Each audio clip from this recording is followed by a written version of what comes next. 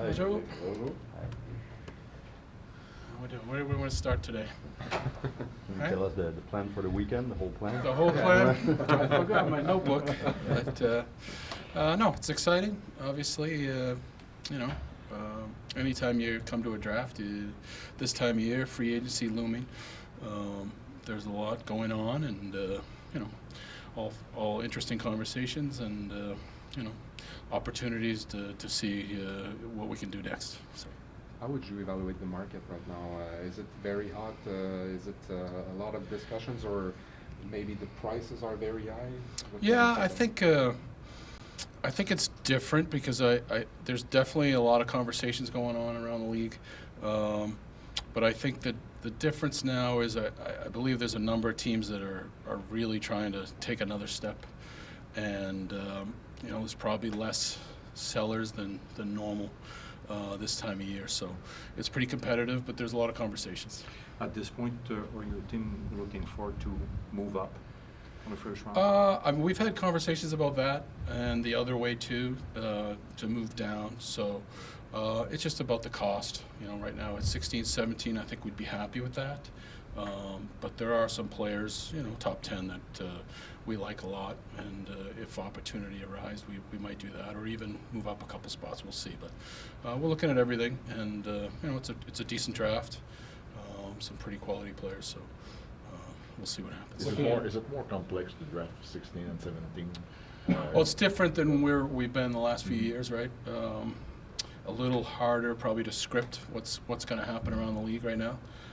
So we're relying on you guys and all your information as much as we can. Yeah. Looking at everything you said, what?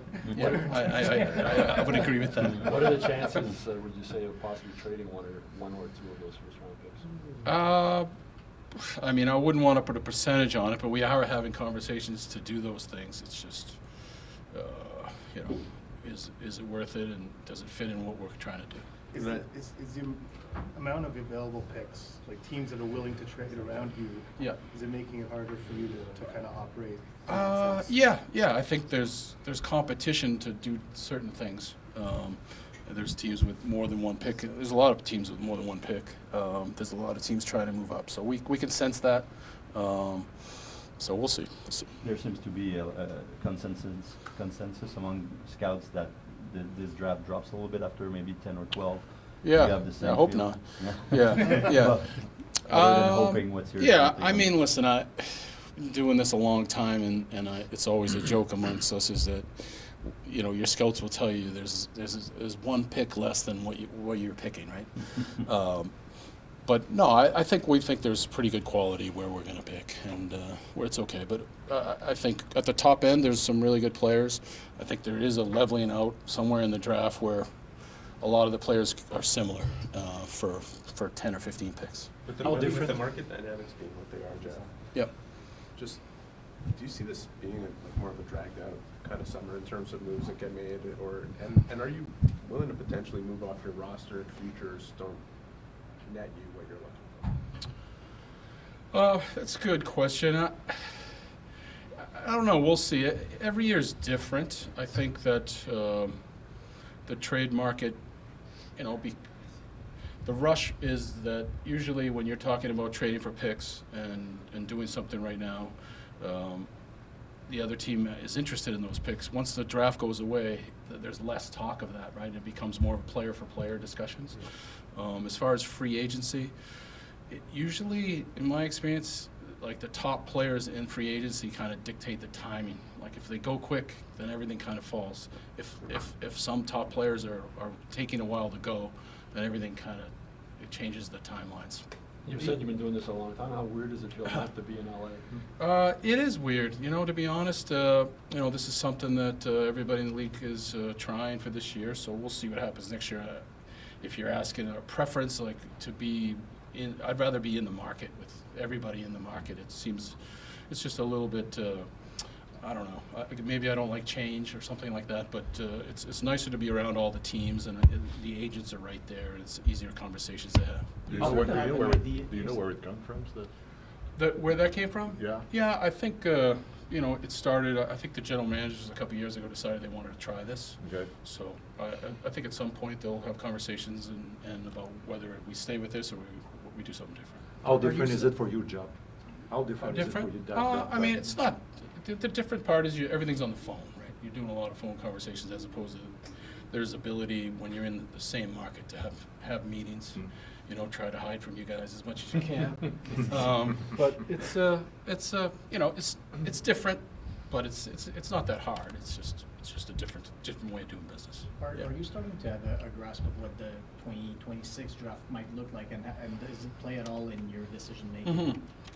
It does. We have a good feel for that, and the hard part is it's always again, everyone always says next year's going to be better, and then you get to next year and it's not necessarily better. It's just the way the business seems to work. But obviously there's some exciting players there in that draft, but we know the quality is going to be good at the top there next year. But we haven't thought too much about that. There's always outside chatter about getting a kid from Quebec. Just think I would always rank in Yeah. your area. Yeah. Just, do you feel the pressure or No. the interest? No. And what do you like maybe about that kid? Yeah, I mean, it's exciting that Quebec has some guys that are in the top, but a little higher than the past couple of years, so that's great. But we don't feel pressure to do that, to take players. I feel like our team, if you look at us in Montreal and Laval, even in Three Rivers, if you look at our staff members, I think we're pretty well. We have a lot of Quebecois, accounted for. We're not going to just take a player because of where they're from. I work for the Bruins. Everyone always said you got to take somebody from Boston. We didn't do that either. So I think that would be at a disadvantage to do something like that. But we would love to have really good Quebecois on our team.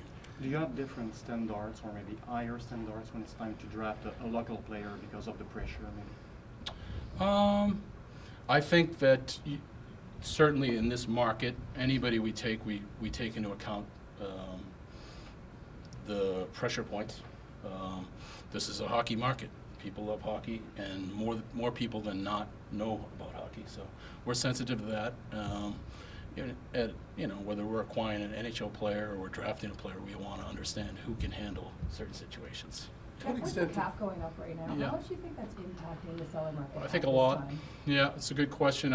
I would say it's, we've been pretty much flat cap for a while, and you see teams that are trying to move money and do certain things. You're not seeing a lot as much as that as we usually see. So I think a lot more teams feel like they're in play over the next few days to do certain things, and that's going to cause a logjam. The new CBA rules, will it change anything? Or What's that? the new CBA rules? Yeah. that might be, will it change anything?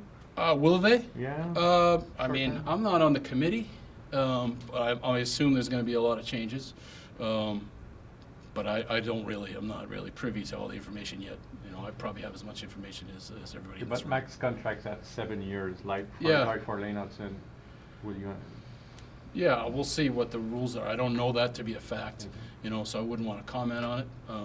So we'll wait to see how it plays out. We'll wait for Gary and Bill and Marty Walsh and those guys to produce something for us to understand the rules. Jeff, if the dynamics don't change on this market, if teams aren't willing to trade for futures, Yeah. are you confident still that you can make some improvements for the now?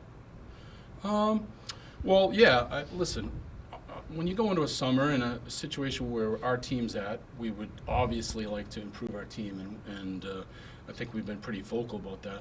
But I think just as important is not to make a mistake. We have a team that we think is coming together. We think highly of where we're going, and we have we think we're moving in the right direction. But we do want to improve the team. But I would say to you that making a mistake and bringing in something that doesn't fit our timelines or a player that doesn't fit in our room would probably would be just as bad as if we went the other ways. So Following up you'd on be that, comfortable running Yeah. Last season, going into the season, the goal was to be in the mix. You Yeah. guys exceeded that. Yeah. Fans have been really patient since this rebuild started. Yeah. They might be less patient now. Yeah. Like, being in the mix might not be enough of for Mhm. them. How do you balance that with remaining patient with the plan you have for the rebuild? Yeah, I mean, in the mix, I don't know if we have any new taglines for you this year, but listen, I think in the rebuild, we've always said we want to get better, we want to keep moving this thing forward, and that's what we plan on doing.